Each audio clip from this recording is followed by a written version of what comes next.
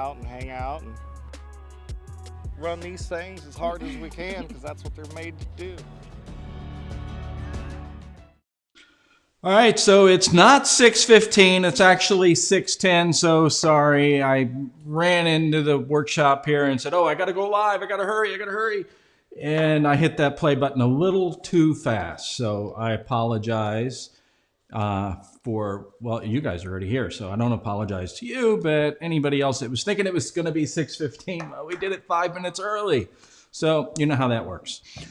So tonight we're going to talk about importing Defenders into the United States and into Canada. So get your questions ready. I'm going to answer any questions that I can answer. But let me give you the disclaimer first. The disclaimer is I am not an import-export company. I'm just a guy who loves Land Rover Defenders. So if you go to export a vehicle or import it into the country and you run into problems, don't come complaining to me. Just don't. Sorry. But I'm just going to tell you the process that I went through originally. I'm going to tell you different people that I've talked to. I've had a number of people reach out to me and say, let me move this a little bit. Sorry. But I've had a number of people over the years reach out to me and tell me some ins and outs and some problems and some different things that they've had to overcome. So we'll talk about the entire importing, exporting, all that. And of course, I will definitely talk about Brexit and what's going on with that right now a little bit for what I know, because no one really is a Brexit expert yet because nobody knows. So other than that, but before I get started, I want to give a shout out. So Malcolm, thank you, sir. So Malcolm sent me a package here, guys. And have any of you guys tried this Navien Mind and Body Fuel? So I haven't tried it yet. Just got it recently.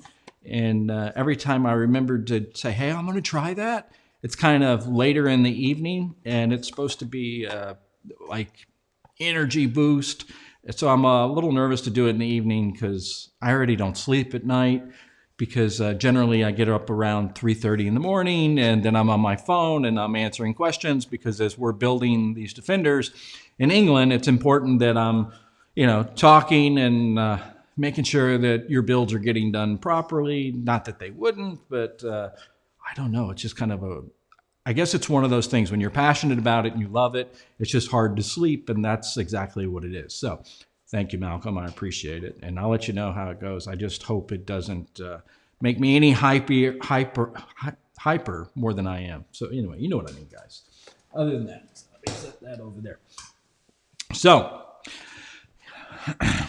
order from me. I will, Malcolm. So there you go. Everybody, if you want some energy boost, order from Malcolm. And those of you, my friends on Instagram, you can always check us out on Facebook because we're broadcasting live on Facebook. The audio is much better on Facebook and so is the video. And at least I believe it should be. Normally it is. So importing and exporting, by all means, if you have the questions, let me know. But let's start out with the process. So if you don't know what's going on with Brexit, where the UK has pulled out, so they're not part of basically they just kind of said, we're gonna do our own thing. It's almost like a Boston Tea Party, really, except for the UK and Europe. So what used to happen, this is what used to happen, is when we would find a Defender in, let's say, Poland, Italy, or France, and we would get it, we would have to deregister it. In other words, the registration, just like, we think of registration in the US or in Canada, that we have a registration on it, we have a plate on it, a license plate. So when you pull it out one of those countries, you have to deregister it, and then you get the registration that's stamped deregistered. It's not stamped. It's a pin mark they write on it. And then we would re-register it in the UK and get our British certificate of authenticity and all that. But when it would come across the border to do a deregister, we weren't talking about a lot of money. I mean, it was really not much at all, less than £100. So now what's happening, if we're bringing a Defender out of Poland or Italy or France or anywhere outside of the UK, Now there's taxes that are being applied to it. And the taxes are quite substantial. I mean, thousands of pounds is what's happening. So you are going to see Defenders the prices of Defenders go up everywhere. It's just what's going to happen, because we're going to pay thousands of pounds to get it out of the various countries and get it to the UK, and then get it to the US, and then get it to Canada, or whatever it might be. So that's the first thing that's going to happen with Brexit. So it was much easier as of January of 2021 and all prior. Now it's much more confusing. Also, another concern about doing the export out of the country too is this is all new. And I don't know if those of you guys in the United States and Canada can remember. Do you remember before we had the screening at the airport and how easy it was, and we could get on a flight really quick? And then when they started doing the screening, I know that was a long time ago, but when they started doing the screening in the beginning, it was chaos. It was a mess. The right hand didn't know what the left hand was doing. It was just crazy. And that's what's happening with Brexit right now, because no one knows what the policy is, what the process is, or anything. So that's a concern. So if you're thinking about doing an import right now, I would say just kind of cool your heels and wait and let them make all the mistakes, because your vehicle could actually end up sitting on basically in a port somewhere for who knows how long. And you don't want that to happen, because if it sits in the port, they're going to charge you storage every day. And every day it's sitting there and they're charging you storage, you're also taking the chance that, they lose it. And who knows? We don't really know. That's the thing. So there's the first thing. And if you guys have questions, by all means, ask the questions. All right. So Brexit's the first issue. Now, to do the import into the United States, that vehicle, that Defender, and it doesn't have to be a Defender, it can be anything that you're bringing into the U.S. that was not originally in the U.S. There's the 25-year clause. So the 25-year clause, what that is that vehicle has to have been manufactured to the date, to the month, 25 years prior. So that's why you see Defenders that are coming into the country that are 1996, because they're 25 years old. So it has to be 25 years old or older. Canada's a little different now. Canada is 15 years old or older that you can bring it into Canada.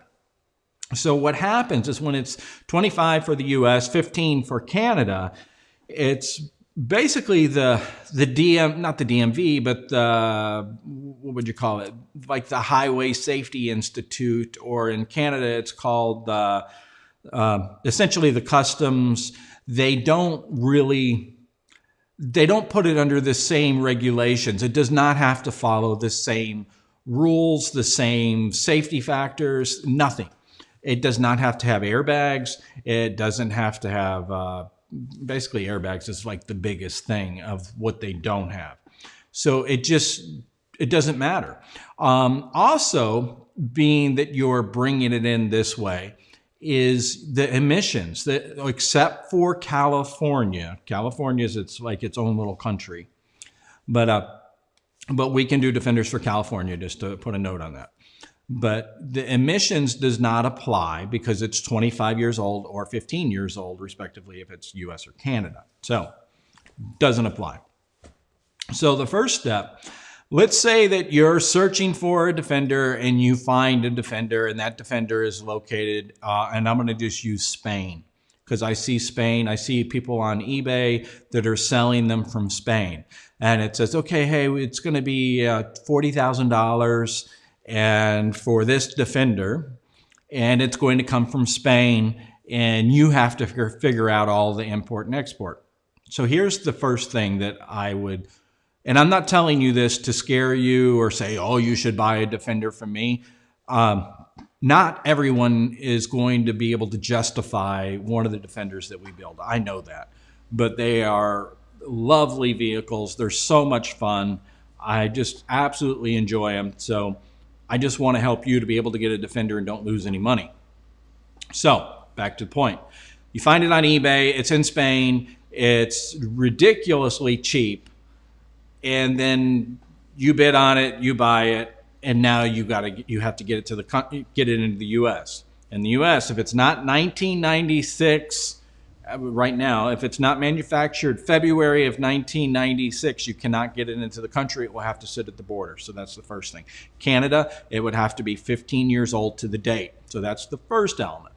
But when you buy this Defender on eBay, do realize that once you send your money, whether you do a wire transfer or whether you do a PayPal deposit, it does not matter. Once you send that money, it's gone. You cannot get it back because you cannot sue someone if you live in the US or live in Canada. You cannot sue someone that lives in Spain or the UK or Poland or Italy or France. Well, I guess you could, but good luck. I don't even know how you would go about it, and it would cost you a tremendous amount of money. And you probably just wouldn't win because who are you really buying it from? So that's the first thing. And I know for a fact that, and I won't even tell you what it was, I did fall for a price on eBay. I bought it, and this was years ago, and it was in the UK. And it never showed up. I filed my complaints. Nothing ever came of it. Come to find out, that account that I thought was so real, that had the reviews and had the ratings and had the time that it was actually online, that had been there for a few years, was a fictitious account on eBay. How they do that, I don't know, but that can happen. So I'm just saying, do your homework.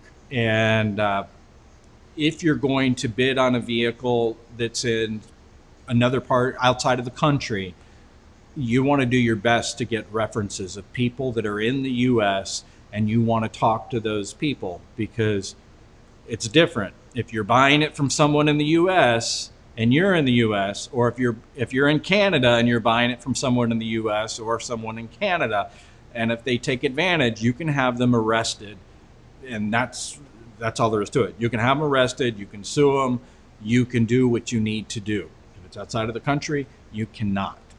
So here's some considerations. Let's say that you do buy one in Spain. Now what do you have to do? You have to find a transporter. And that can be a little difficult to do, because you have to find a transporter. The transporter needs to take it to basically the vessel, the ship, to customs, and it has to get inspected. I will tell you this, that you could do all the paperwork yourself if you choose to. I did twice, and there's a definite learning curve to it. It's definitely you got to make sure that you dot your I's, you cross your T's. You need to check everything thoroughly, go over it numerous times, because once you send that paperwork in and it's incorrect and you've already scheduled your transport and that truck is en route, and then they kick that paperwork back on you, guess what? That truck is going to be sitting at the port as you pay storage for it, as you just wait.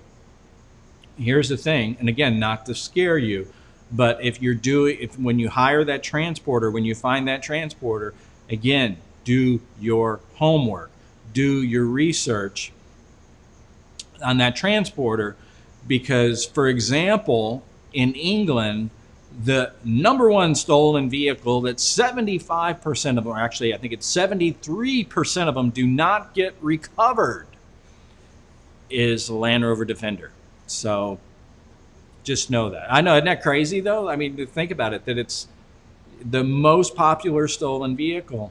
And in a lot of areas, what will happen is they will strip them. And I mean, they don't just take the wheels and tires.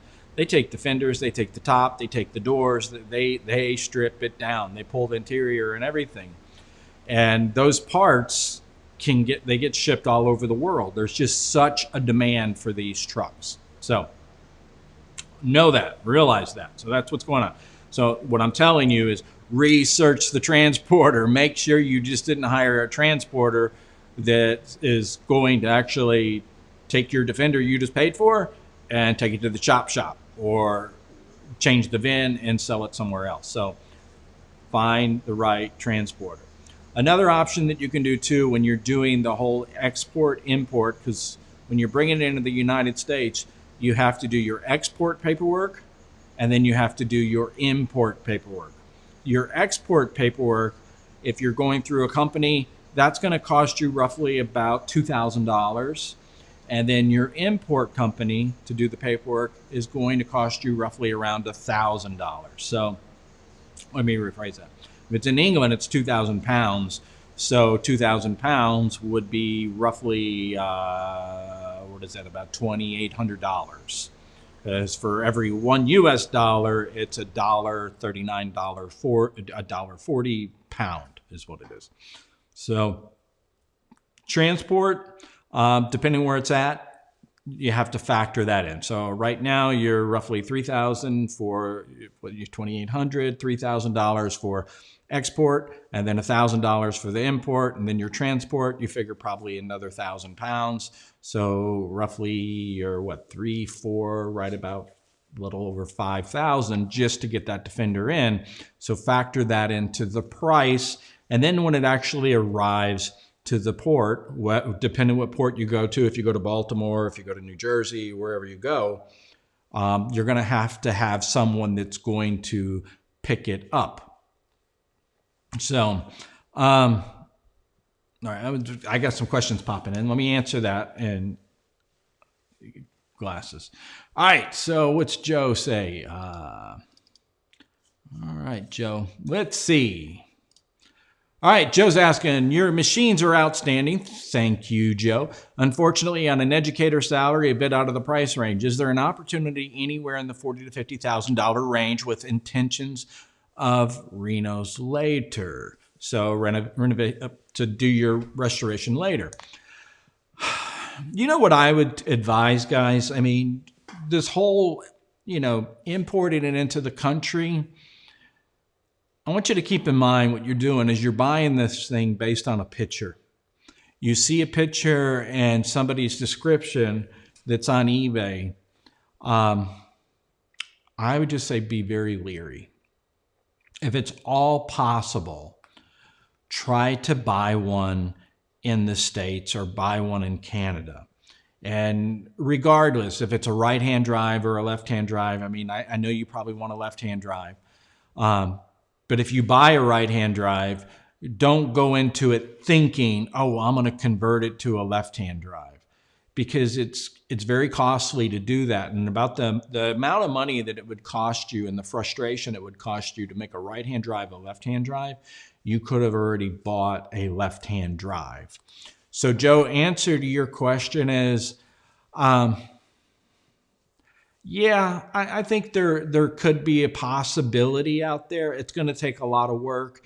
It's going to take a lot of you going and seeing the vehicle and checking it out and making sure that it's rust-free. Rust is going to be the biggest concern that I would have, because it's so costly to repair that rust. And hence, if you're doing this import-export situation and you're basing it on pictures, you have no idea. In fact, I bought a Range Rover thinking, oh man, this is good.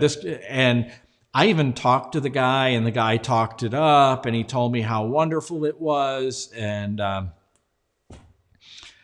when it actually showed up, the firewall on it had holes in it the size of my fist. And when the firewall bulkhead has holes in it, I mean, the thing's got to come apart completely. The engine's got to come out. The body's got to come off the frame. You're talking a tremendous amount of money. And I know for a fact, I mean, keep in mind, I mean, I put the stories on my website. Go read about it, that I talk about it. I think it's under the FAQs of how I got started in the Defenders. But my first Defender that I bought was a rust bucket. It was slow and everything else. And I just kept on working on them and finding different parts and finding people to fabricate stuff to the point I could get it to go really well. to the point that where we're at today, that they're fine as daily drivers, they're dependable, and everything's wonderful. But before I got to that point, when I had that first Defender, I went from body shop to body shop, and you'd be amazed the number of body shops that didn't even want to touch my Defender. They just wanted to do insurance work. They felt like it was going to be too much work. And I did find some different body shops that said, yeah, I will do the restoration for you. But most of them were coming in around $80,000 to do the restoration. And I already had a lot of money invested in this D110 that I bought. I bought the D110 for $70,000, thinking that this D110 was going to be perfect, and it wasn't. But I was one of those ones that, I kept it, I held on to it, I loved it, and kept on working on it, and did the work myself. So if you're not interested in doing the work yourself, then make sure it doesn't have any rust. Mechanical's easy. These things are easy to work on. All right, so let's go. Leon, I hope that helped you, but point being, Joe, keep searching. Look on Facebook Marketplace. Look on Craigslist. That's probably going to be the best place that you're going to be able to find one. But go there, see it, get under it, use the hammer, hit the frame, feel the body, make sure the body is really firm. That sounded creepy. But anyway, look at the bulkhead. The bulkhead is that piece that's right in front of the door, that's where the windshield's attached to it. Make sure that there's no bubbling. Really inspect it. Raise the hood. Look at the bulkhead. Look at the firewall. Make sure there's no rust in there. And if it's minimal rust, then good. If it's got a crappy motor and a crappy transmission, take it. Just do it. The motors, you can put a 300 TDI motor, and I know I'm not talking about import-export now. I'm sorry, but you get me excited when you talk about trying to find a Defender, and the more people that have Defenders, guess what? The more people that can, what's coming up, right, guys? June 18th through the 20th. I want you to write it down. Here on the farm in Sharon Springs, New York, is where we have our Rovers in the Woods. I changed it since Rovers and Gents in the Woods got too many questions. So Rovers in the Woods, June 18th through the 20th. Camp out, stay at the hotel. We go out on drives. We have events with the cars. You don't have to have a Defender. You don't have to have a Range Rover. You can drive a BMW, a Tesla. These are cars that showed up last year. It doesn't matter. Just come on out. You can bring the kids and everything else. So there you go. All right. But just basically, if you're looking at Defenders, just inspect them. Rust, walk away. Mechanical, no problem. Go ahead and get it. 300 TDI motor is about $3,500, and it's pretty easy to install it. Take the other one out, put this one in. You will have to actually do the transmission too, which is an R380. R380 is a great transmission, but once you do that, you invest in the 300 TDI and the R380 and your transfer case. Now you've got a really nice truck that will last you a lifetime. So anyway, let's see what Gregory said. Gregory said, I've done enough research. Let me see. There you go. I appreciate that, Gregory. He says he's done enough research like I do for any major purchase. I have zero doubt that once I can put this together, you'll be the place I have the Defender made. Thank you, Gregory. I appreciate it. And guys, if you ever want to come out and visit me, by all means, I'm going a little COVID crazy. Come out and visit. I'm an hour from Albany, New York, 3.5 hours from New York City. So there you go. All right, let me move that. And there. All right, cool. All right, back to the import-export. Squirrel! So doing this process, I would advise you to find a company that would do it for you. But when you're buying that Defender, ideally what I would say is try not to buy it from some guy that's a wholesaler, a hustler, whatever he might be.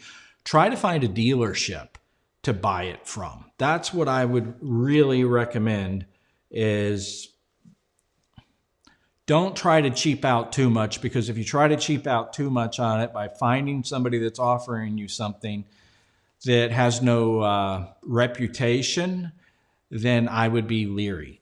A dealership, that's going to be easy for you to research to make sure that it really is a dealership, that they've been in business for a long time. You can still get, pay a little more. I'm not going to say get taken advantage of. They've got, dogs to feed too, but you're going to have probably a really good chance to make sure that everything's fine. So, because they're selling cars all the time, they don't want the negative reviews or whatever it might be. So I would say go to a dealership, but then they can also help you too with the transport, because they do have transporters. Depending where it is though, those transport fees can easily be, $3,000 to $4,000. Depending where it is. So that's just depending where it is. So I'm just telling you, it can be. You might get as inexpensive as $1,000 for transport fees. I mean 1,000 pounds or whatever. But anyways, you get my point. So then I would also recommend too, when you're transporting it, do not put it into a container. You want to do a drive on. So you put it into a container, you're taking a chance for some damage. More likely it's going to get damaged in a container. So drive on. If you're buying a Defender that's not running, then that's going to cost you more to get it on the vessel and get it off the vessel. So you're going to have to factor that in too. Also too, when you are exporting it out of the country, you have to pay the taxes on it. So the taxes, where I quoted the taxes, where I said it's going to cost you probably about 3,000 pounds. That's dependent on the price. So if you end up paying $30,000, 30,000 pounds, understand your taxes are going to be more. Your taxes could be, 5,000, 6,000 pounds for that. So you just have to do the research on that. But I would say work with the company, meaning like a dealership, and work with an exporter, and then work with an importer. Otherwise, you have to do all the paperwork. And then when the truck shows up, you have to find someone that has the security clearance to be able to get on the dock, and they have to escort you. You have to get the truck. You have to do the paperwork. And I will tell you this too. This is the tricky part right here. That when you get your paperwork and you're at the port and you take the paperwork in and they stamp it for you to basically check it out for it to go, and you leave with that paperwork, and then they're going to stamp it again at the gate when you're leaving the security part of the pier, the port, and they stamp it again, and you go and you leave with your truck. If you did not also go to customs, which is a completely separate building, they have no idea what's going on. But if you don't go to customs and get all of the paperwork stamped, and then you miss that point, you will not be able to register it in your state. You will not be able to take it to the DMV and get plates and all that. It will be a nightmare. And then after you get the vehicle, depending on where you live, what state you live, being that it's imported, if your exporter didn't go through the process and file an additional report that has to be checked off by customs that shows that they checked everything to make sure that nothing is stolen on the vehicle, then you will have to take the Defender into like the state patrol, highway patrol, the sheriff's department, the DMV, depending on what they do in your state, your area. You will have to schedule an appointment, which can be a couple months out or a month out, and you have to go in and get it all inspected to make sure there's no stolen parts on it. So that's a few things to be concerned about. All right, so I've got some questions. Let me answer those. Malcolm says he's got a 4Runner Limited. Love it. I can get 20 grand for it. So there you go, Malcolm. Yeah. I don't know what to say. I appreciate that. So there you go. All right. So Leon's asking, I saw one of the previous videos that you mentioned appreciation of the vehicles. Can I speak a little on that? Yes, Leon. Thank you, sir. So let me say it again. Brexit is going to drive cost up of the Defenders automatically. So that's going to make them cost more.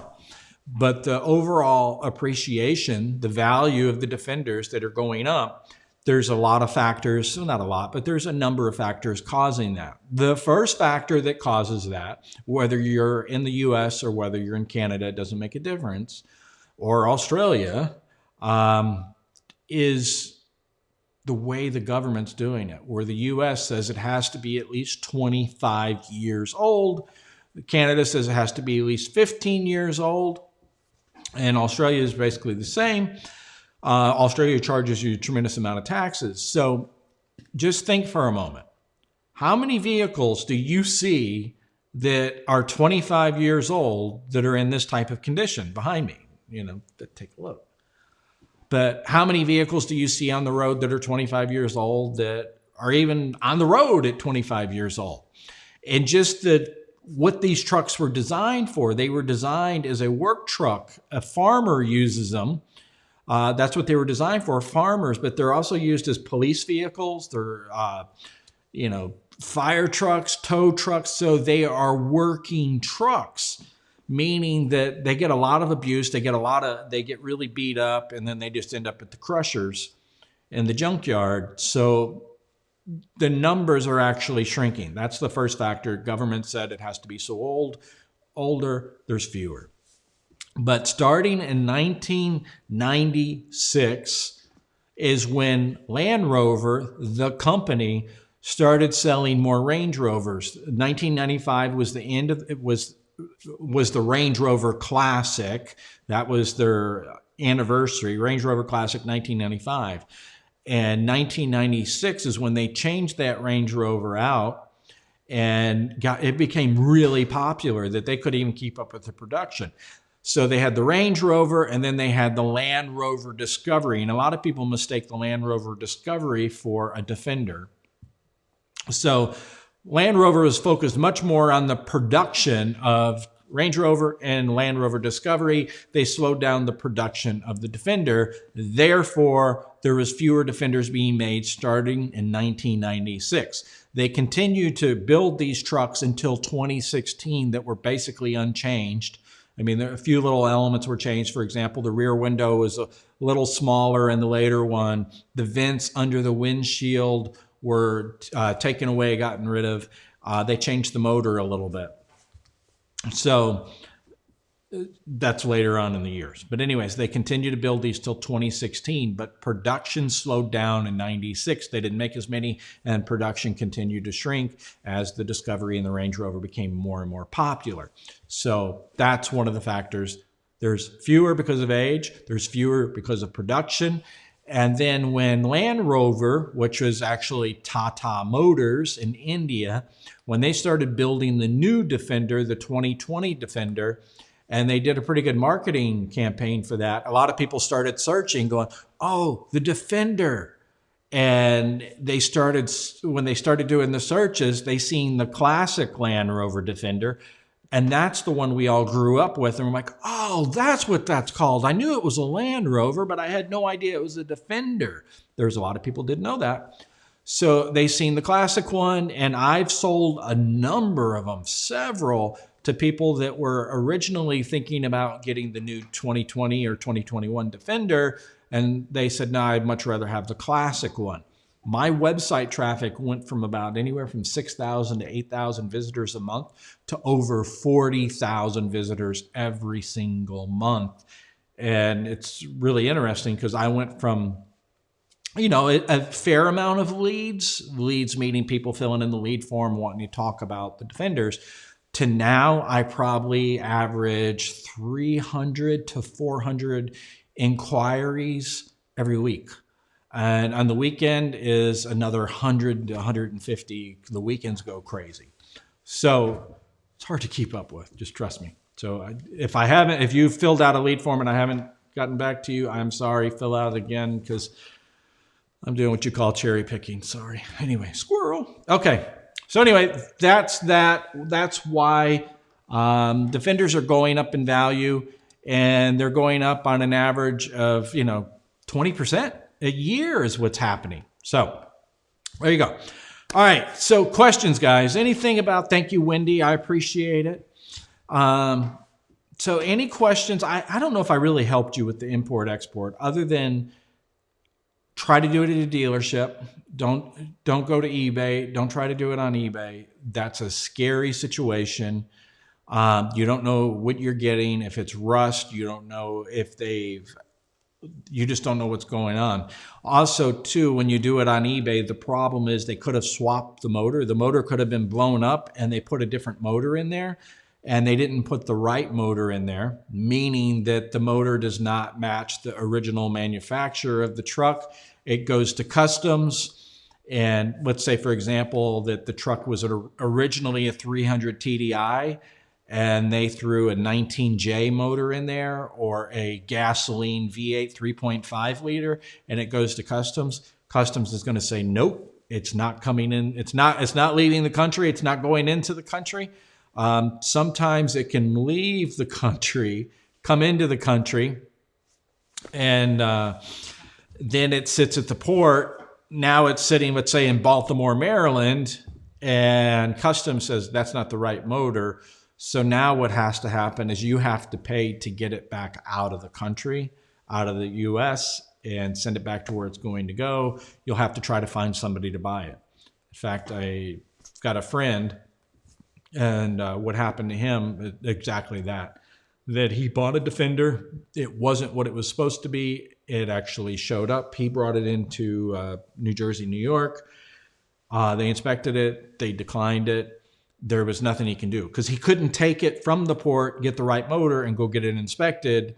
And then they're like, okay, all's good. They're like, no, it's not leaving this port except to go back where it came from. So something to be concerned about.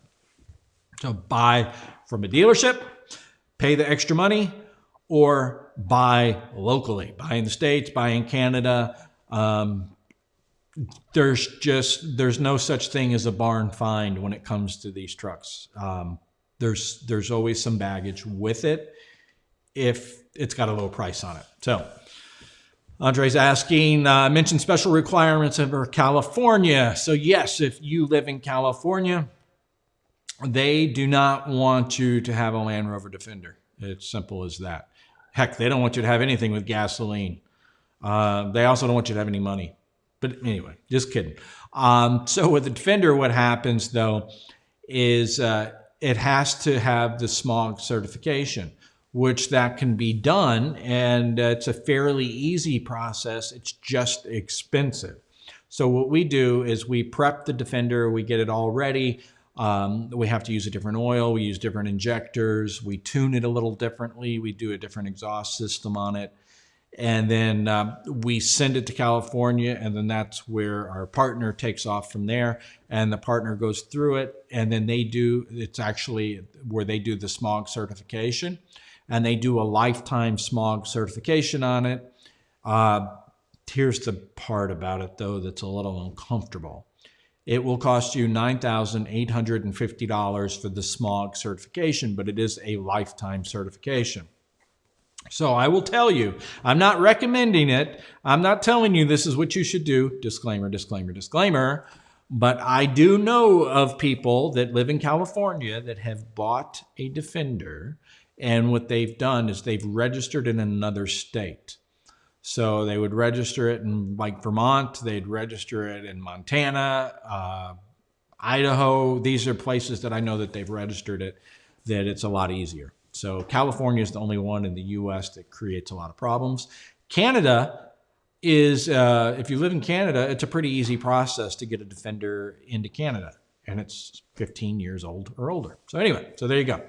All right, guys, any questions? Did I help you on the import-export? Did I help you on appreciation? Appreciation, they're going up on average of about 20% per year. If our government does get their way of non-dependent on fossil fuels, the prediction is, though, that these trucks will skyrocket in value. I was talking to a guy that's basically an analyst or whatever, and he was telling me some prices that they were predicting what they would be, and I was like, holy crap, I hope not, because not many people can afford them at that point. So, all right, so I think it's Avi said they're cracking down in California for this, so be warned, talking about registering in another state. So if you have a second home, just know that, okay? All right, so there you go. Other than that, that's what I do in New York, though, is I actually register it with my business. So that's why you guys see Montana plates on a lot of my vehicles. So anyway, all right, guys, any questions, any thoughts, anything I can talk about? If not, I do want to show you a couple things. So guess what? It's that time. The Instagram guys, you're not going to get to see it, but my buddies here are on Facebook.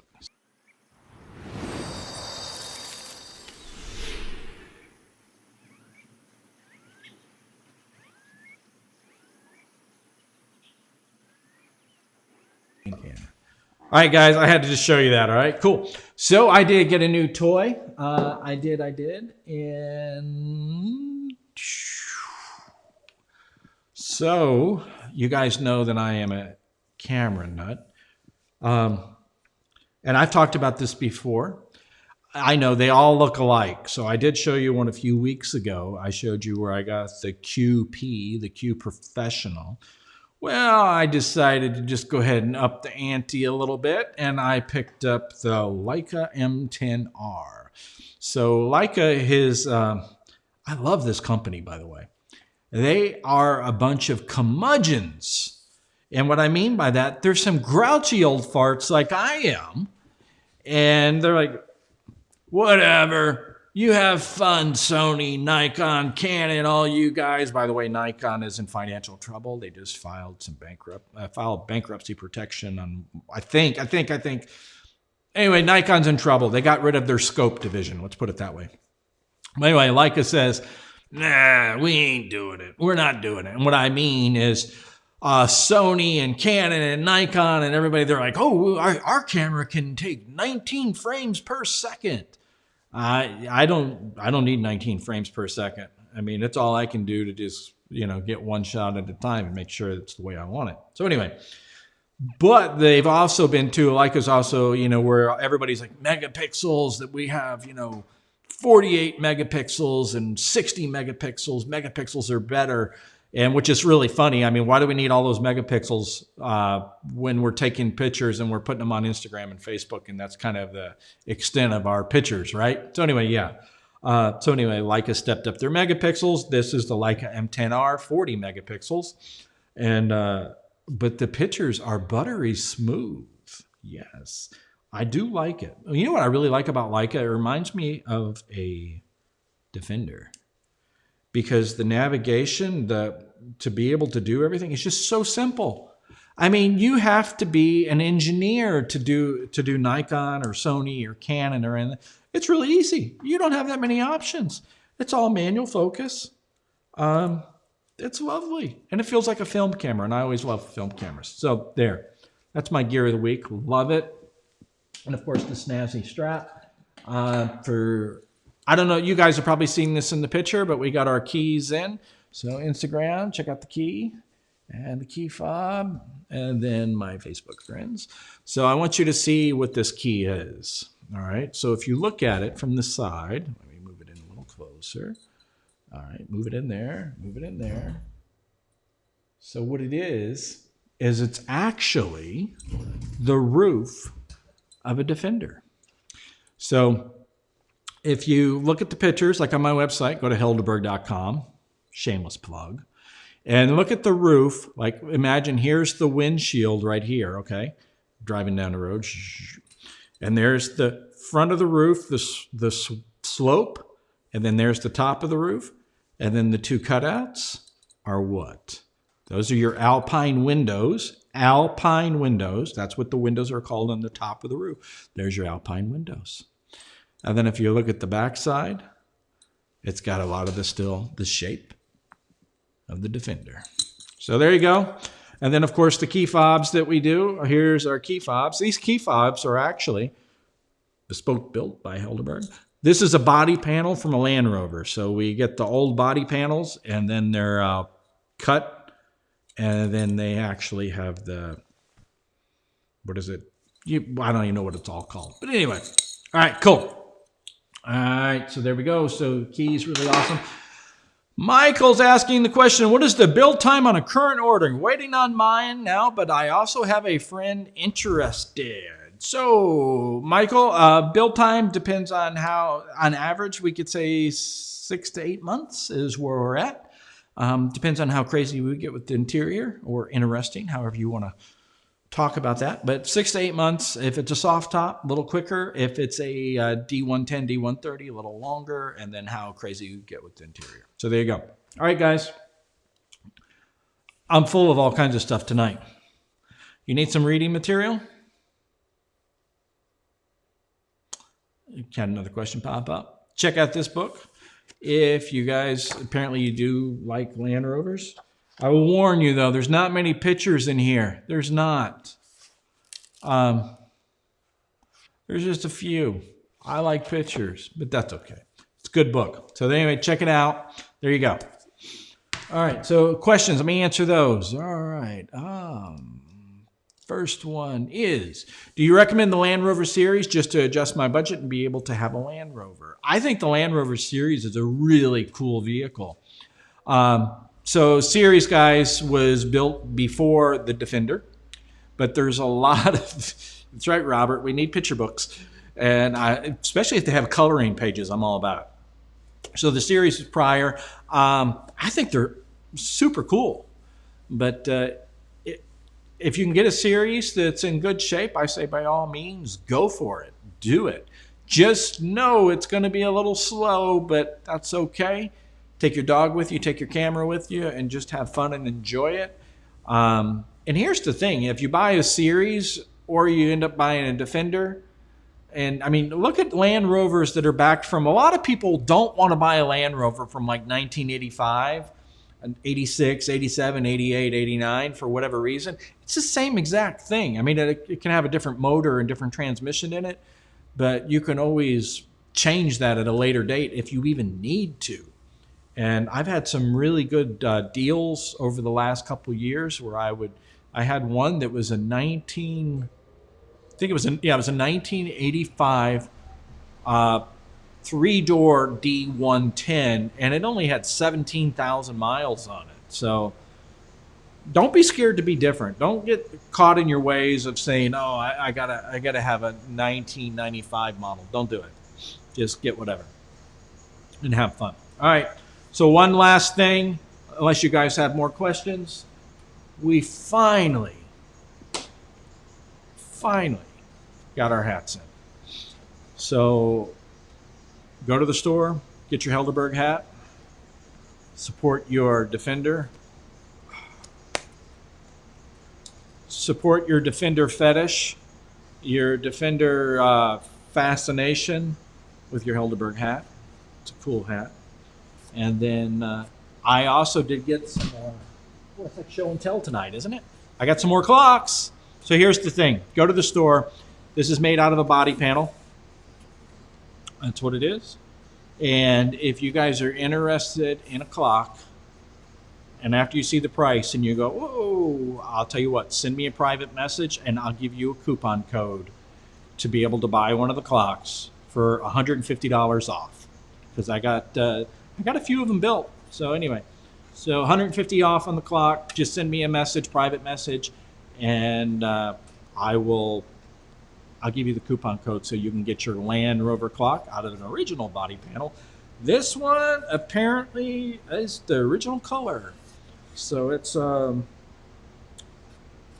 think maybe it was, nope, it was sprayed, which I think is really cool. All right, so there you go. All right, guys. Any questions? Any last minute questions? Because I want to go spend some time with my lovely bride and go from there. And did you guys notice? I'm getting ready for spring. I got rid of the COVID hair. I went back to my normal hairstyle. So COVID hair is gone. And you notice anything else? Yeah, COVID beard's gone too. So there you go. All right, guys, I appreciate it. Boy, I made myself thirsty talking so much tonight. If you have any questions, if I can help you, send me a message. More than happy to help you guys. And yeah, thank you, Matthew. Years younger. Thanks, Matthew. Thanks. Yeah, you should see the hair on my back. All right, with that, I'm signing off. Thank you, guys. Have a good night.